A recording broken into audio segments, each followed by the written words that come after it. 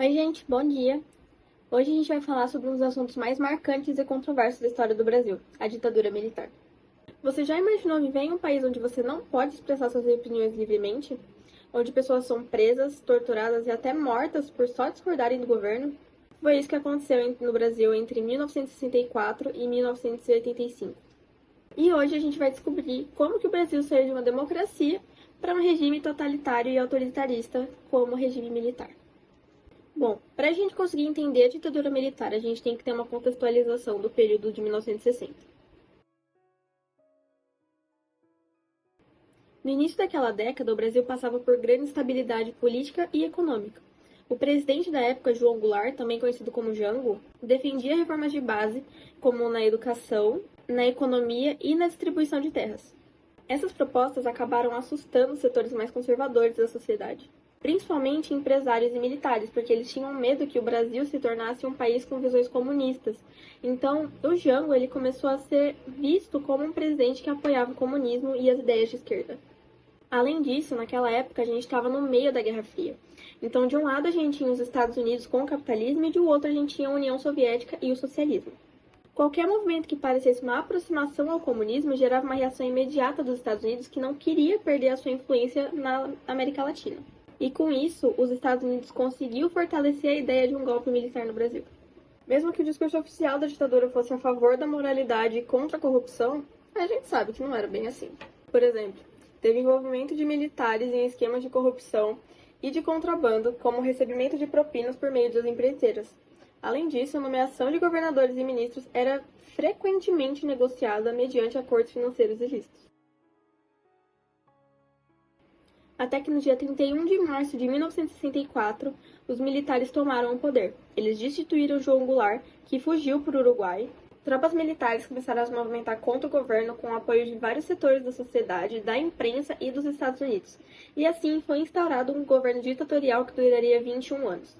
O Congresso Nacional havia sido fechado, os direitos políticos já foram cassados e os militares começaram a governar com base em atos institucionais, que davam a eles poderes acima da Constituição. O primeiro presidente militar foi o Marechal Castelo Branco, que ele iniciou uma série de mudanças para consolidar a ditadura. A ditadura militar se caracterizou principalmente pelo cerceamento dos direitos individuais, além, claro, da repressão política. As torturas realizadas pelo regime iam muito além do que somente físicas ou sexuais, elas também eram psicológicas. Os militares, eles costumavam pegar os filhos dos outros militares que estavam sendo investigados por supostos envolvimentos nas guerrilhas contra a ditadura, e essas crianças eram fichadas como elementos subversivos pelos órgãos de repressão. Elas sofreram diversos abusos durante o período, elas viram os pais sendo torturados e algumas viram os pais até mesmo sendo mortos. Isso quando os militares não matavam as crianças na frente dos pais, tentando arranjar alguma informação deles. Em 1968 foi decretado o Ato Institucional número 5, ou seja, o AI-5. Com ele, os militares ganharam ainda mais poder e liberdade para prender opositores, fechar o Congresso Nacional e, principalmente, começar a instaurar a censura. Jornais, livros, músicas e até mesmo novelas começaram a ser censuradas pelo regime, que proibia qualquer tipo de crítica ao governo militar. A censura às músicas foi um reflexo da repressão. Músicas como Cálice, do Chico Buarque, foram proibidas de serem repercutidas pelo Brasil, assim como os trabalhos de artistas famosos hoje em dia como Caetano Veloso e o Gilberto Gil. Além disso, diversas pessoas como jornalistas, políticos, estudantes e artistas que eram contra o governo e se manifestavam contra o governo foram presos, torturados e até mesmo mortos pelas suas opiniões. No campo econômico, o governo militar impulsionou um crescimento significativo, conhecido como milagre econômico. Entre 68 e 73, o PIB brasileiro cresceu de forma significativa. Grandes obras de infraestrutura estavam sendo construídas, como a Transamazônica e o Itaipu. E o país parecia até estar prosperando. Só que esse crescimento ele tinha um preço bem alto, que era o aumento da desigualdade social e o endividamento externo. Mas enquanto o governo brasileiro dizia que o Brasil estava bem, a população estava sofrendo com alta inflação e com a falta dos direitos trabalhistas. A oposição ao governo começou a crescer ao longo dos anos, então estudantes, jornalistas e artistas eles começaram a se organizar para denunciar os abusos cometidos pela ditadura. No final da década de 70, a ditadura começou a se enfraquecer e o Brasil já estava começando a se encaminhar para uma redemocratização. Em 1984, surgiu o movimento Direta Já, que reuniu milhões de brasileiros nas ruas pedindo eleições diretas para presidente. E mesmo que a eleição direta não tenha acontecido naquele momento, em 1985 a ditadura chegou ao fim com a eleição do Tancredo Neves, que marcou o retorno do Brasil à democracia. Em 2014, nós conseguimos ter acesso a um documento que é graças à Comissão da Verdade, criada pela ex-presidente Dilma Rousseff em 2011.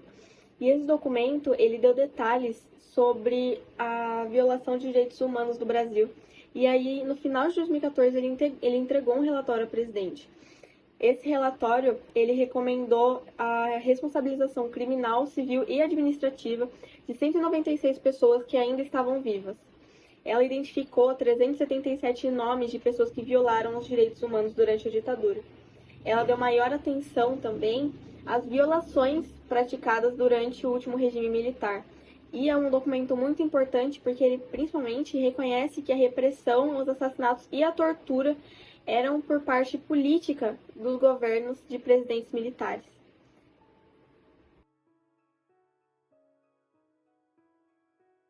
Tem uma consideração apenas que eu vou responder antes, porque eu acho que ela é importante para a democracia do Brasil.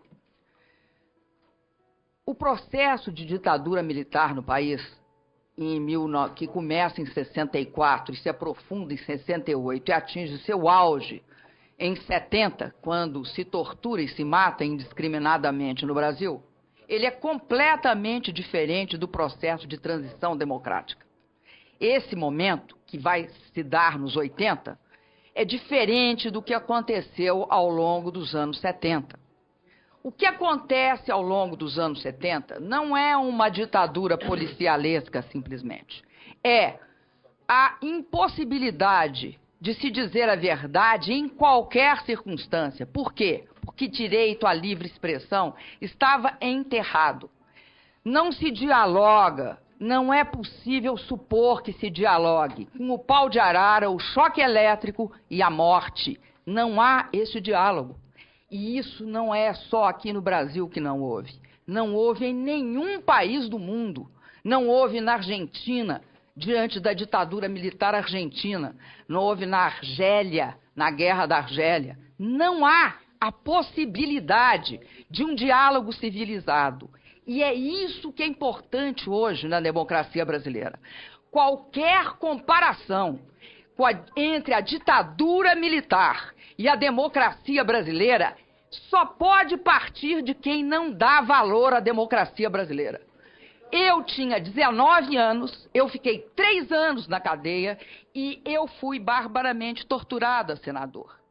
E qualquer pessoa que ousar dizer a verdade para interrogadores compromete a vida dos seus iguais.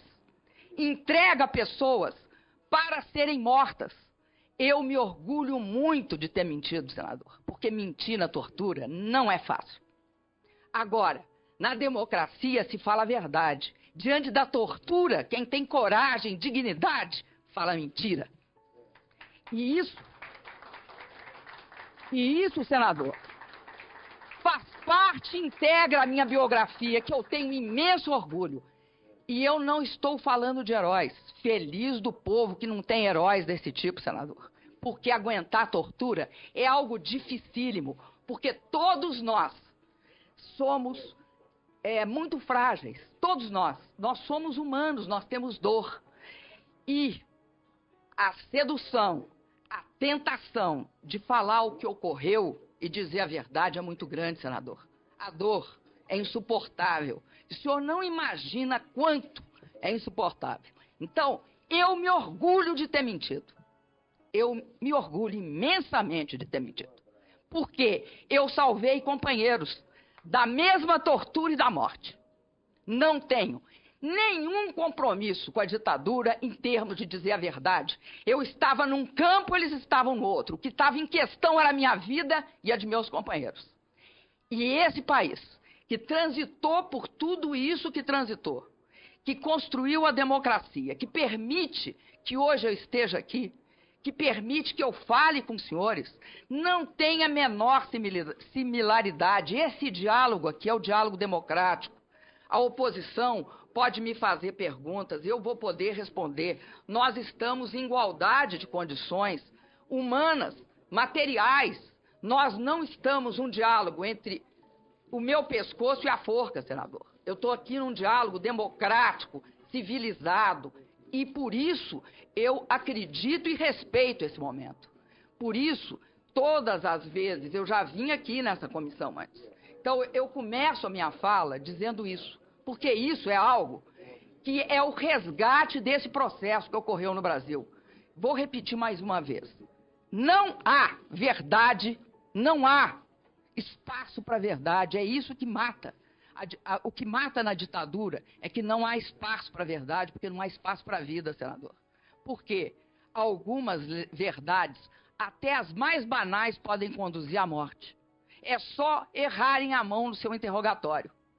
E eu acredito, senador, que nós estávamos em momentos diversos da nossa vida em 70. Eu asseguro para o senhor, eu tinha entre 19 e 21 anos e, de fato, eu combati a ditadura militar. E disso eu tenho um imenso orgulho. Além disso, o regime militar ele também foi responsável por graves violações aos direitos da população indígena. Tem a estimativa que mais de 8.300 indígenas brasileiros foram vítimas de genocídio, resultado da negligência governamental e estatal e ações deliberadas de extermínio. Uma das primeiras tentativas de resistência armada contra a ditadura militar foi a guerrilha de Caparaó, entre 66 e 67, que aconteceu na Serra do Caparaó, na divisa entre os estados do Espírito Santo e de Minas Gerais. Ela era formada por ex-militares caçados, e essa guerrilha foi rapidamente neutralizada pelas forças do governo, mas ela é um marco na história da luta contra a ditadura. Hoje em dia, tem vários movimentos que tentam minimizar ou negar as violações dos direitos humanos que aconteceram na ditadura militar. Esses grupos eles promovem narrativas que buscam reescrever a história, justificando as ações do regime e colocando em dúvida os relatos de tortura e repressão. Bom, esse foi o nosso vídeo, espero que vocês tenham gostado. Se vocês querem saber mais, é só pesquisar, porque hoje em dia a gente tem várias fontes de pesquisa que falam principalmente sobre os horrores que aconteceram na ditadura. Ao longo do vídeo a gente colocou alguns vídeos também que falam sobre os abusos sofridos. E é isso, espero que vocês tenham gostado.